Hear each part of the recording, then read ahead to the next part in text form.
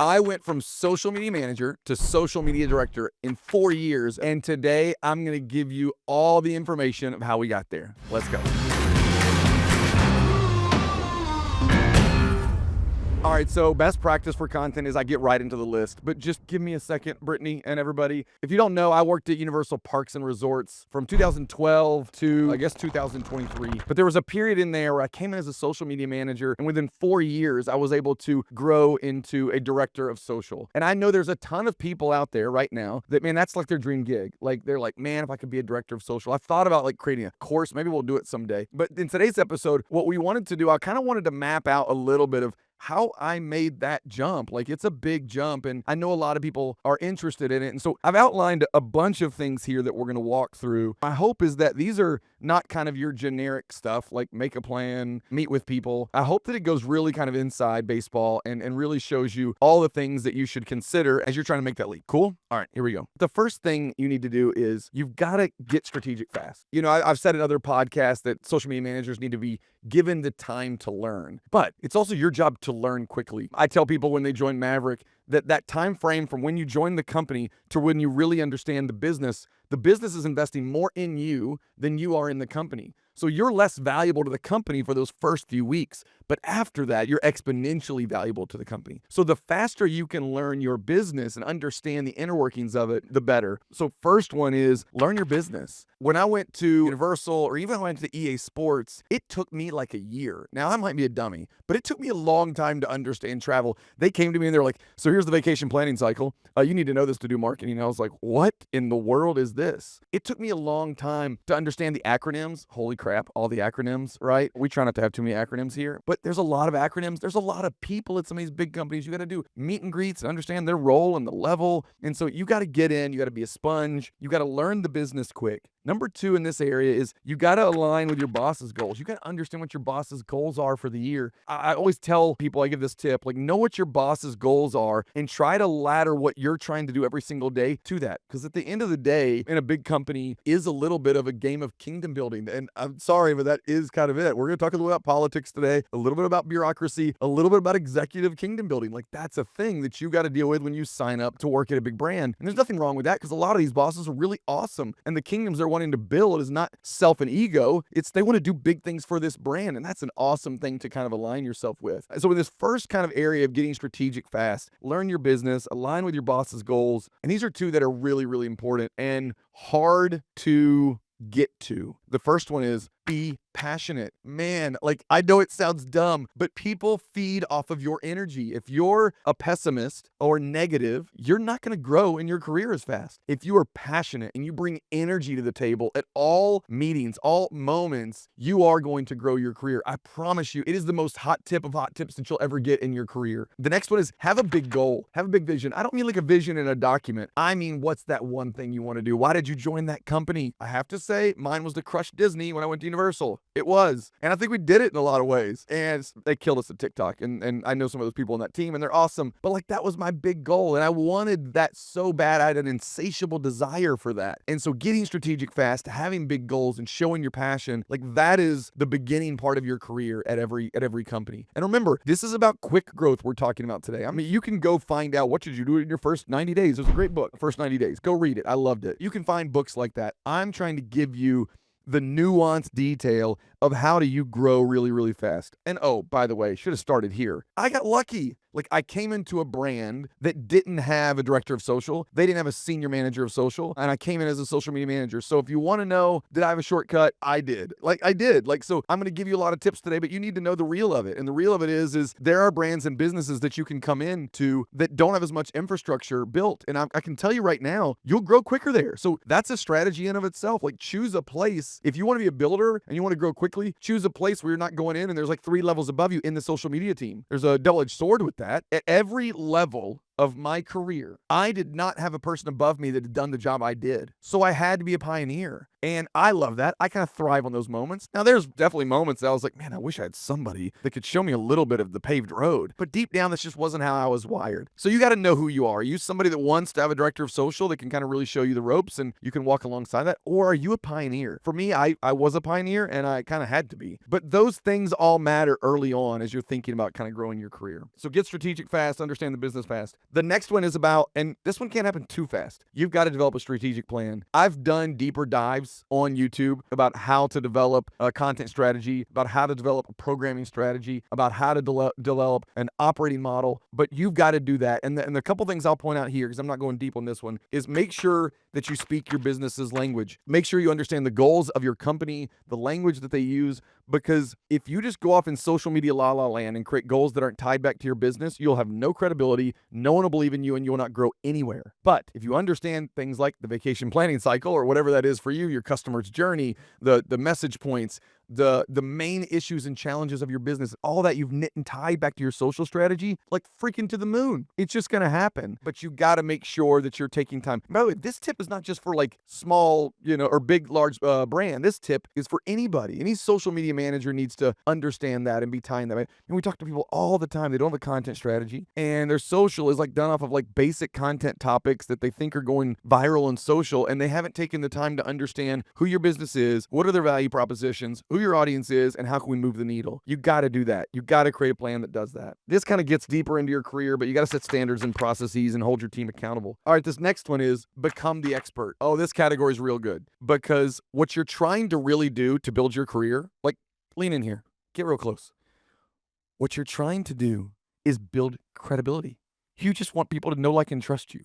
Like, that's the whole game to build your career, is to build credibility, to be someone that's trustworthy. And so one way of doing that so well is to be the expert in your company. And you can do this at every level, whatever circle that you're in. I like to say leadership happens at every level. Leader is not someone who's got a title of director, senior manager, VP. Everyone's a leader. Lead where you can lead. Lead across at a peer level, lead up to your management, lead below for people below you. But you can do that at every single level. Hear that, Marmal? Every single level. So this isn't just for leaders, and I can't roll your eyes and just say, oh, I can't do that. No, you can do that. And so here's the stuff that you do to become an expert. You do tons of research. You learn. You meet people. You ask lots of questions. You're curious. You steal like an artist. Dude, whenever I was first learning marketing and social media, because I was a radio guy, I would just meet with so many people. I'd call people on the phone. I'd email me, hey, head of social for Coca-Cola, can we chat? And it wasn't for a podcast. It was just because I didn't know what I was doing, and I had to pretend a little bit. But along that way, I learned so much. Learned from people inside of my company, what's important to the business, but understanding the social media landscape. And oh, by the way, today is such a wonderful time to be an expert because the channels are changing. AI is throwing us for a loop. Everything that's going on today is evolving. And if you're the one that's curious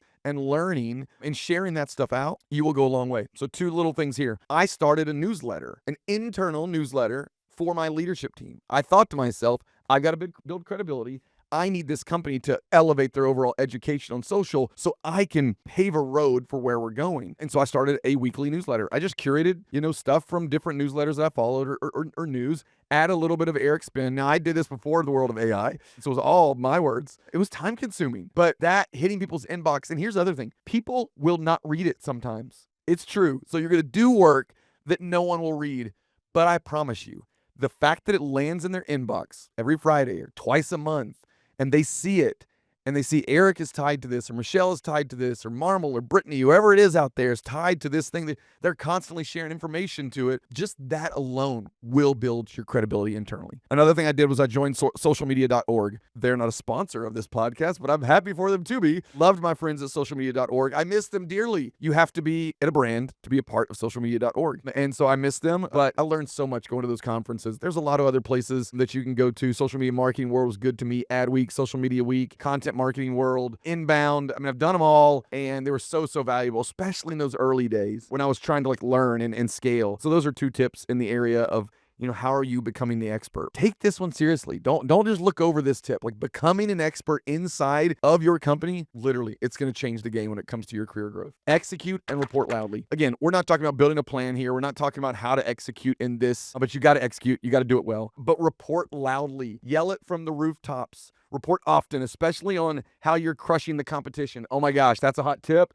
Like bosses love to hear that you're crushing the competition. So if you can find ways to send that up, another one. Send up quick wins. Like not just the monthly reports or the quarterly reports. Those are great, but send up something cool your team just did. Make them really easy for them to consume and really easy to forward. I had so many things that got forwarded to our CMO over the years because I made it really bite-sized, and all of that stuff is little messages of building the perception of the social team. And so those are really, really good ways. Now, there are some repercussions of this strategy. We were a team that wasn't liked for a while, and I didn't love that. Well, at the time, it didn't bother me, and it should have, because we'll talk about things I learned and some mistakes I made. But there were some repercussions. We weren't the team that everyone loved internally because we were kind of like the golden child of the organization. We were growing, we were getting lots of investments, we were growing our team, and it was just because we just played the internal PR game better than other people. I will say, social had a lot to grow, right? When you come in and there's no team, you were able to build some momentum quickly. So just understand that and maybe work harder to develop those relationships than I did. Build your network. At the end of the day in your company, it is a bit of a game of politics. And like I got to the point where I was done with it. And you're at the leader level. Just know that's what's going to go on. And so what I mean by that, I'm not saying manipulate, but you need internal champions. You need leader level internal champions. You need peer level internal champions. And so those relationships are so important. And I'm not telling you to go manipulate or make him relationships that aren't real just to get what you want. Like that's ego, and that's not what we're trying to teach here. But you do need internal champions, people that have your back, people that put you on stages that you don't belong in. I had two, Chris Craner and Ted Jansen at Universal, who did that. They supported me, they had my back, they believed in me, and they put me on stages that I didn't belong in yet. And I learned so much from them. And you need those real, honest, great relationships. But again, not just at the boss level, at the peer level. Build a great team. This is something that social media professionals, I think, they think about it like a base level, right? Like, of course, you gotta hire talented people. You can't do great work unless you hire talented people. But I got obsessive about it because I knew that one of the strongest levers for success for my team and my business was the talent that we had internally. And so I would not stand idly by for our recruiting team to just wait for someone to apply and then we take those people only. I was on LinkedIn. I was literally actively recruiting. I developed recruiter skills while being a director of social because I knew it was so important to build this team with talented people, like-minded people, people that were driven and ambitious and had the same culture as us. Man, got to meet some amazing people, get to hire an awesome team, and super proud of that team. Some of them are still there crushing it. And so that's a really, really important one. Don't rest on your laurels when you think about the team that you've got to build. I could do a whole podcast just about team and org and things like that, but recruit for yourself. Don't settle. There's two more here. I'm going to go with this one first, but the last one is different. It's different than everything we've talked about, and I think it's the one that most social media professionals completely miss, especially at the leadership level. This one is about knowing it's a long game. You got to play the long game. It's going to be a slow build, especially if you're inside a company that moves a little bit slower. But believe in the future, know where you're going, have a vision for it, and know it's going to take time. Man, I remember so many times I sat with my senior manager of social, and I'd be like, man, I would love to jump forward to like April, because I believed that we'd have new team in place, we'd have more support, maybe we were open in attraction, and it just took the time that it took. But man, looking back on it, what a journey, and you'll feel that way too. So enjoy the journey as you go through it, but know it's going to take time. The last one that I want to talk about, and honestly, this is the reason we built Maverick. This is the reason why my team got elevated. We pitched something internally. There was a moment in time at Universal where, I don't know if I've told this story quite like this. We should do this, a longer version of this, Brett, but there was a moment at Universal where I believed that what we were doing in social was so cool and so different and so impactful. People were avoiding ads and owned media needed to be stronger. And I believed the principles of value first, storytelling that connects, engaging and being on digital. I believed those principles were so much bigger than just, not that it's a small thing, just running a social calendar and publishing on social. I believe the principles were at the overall brand level, overall business level, the marketing level of who this brand wants to be and what do we stand for. And I made a pitch. It was kind of my Jerry Maguire moment. And some of you know I've talked about this thing called the connection strategy. And it was this idea that if we create remarkable connections, if we create loyalty with our audience, we will drive this brand to the best outcomes it ever can. It was this idea of moving away from transactional marketing, moving to relational marketing. And that was so much larger than what we were doing social, but we were practicing it every day in social. So my challenge to you is to think bigger than social. What you bring to the table, the mindsets you have, the philosophies that you have, the tactics that you have is so much bigger than planning content, running content calendars, and community management. Those things all important. and they are table stakes. You got to do them. But I promise you that what you do every day, because social is like this iceberg.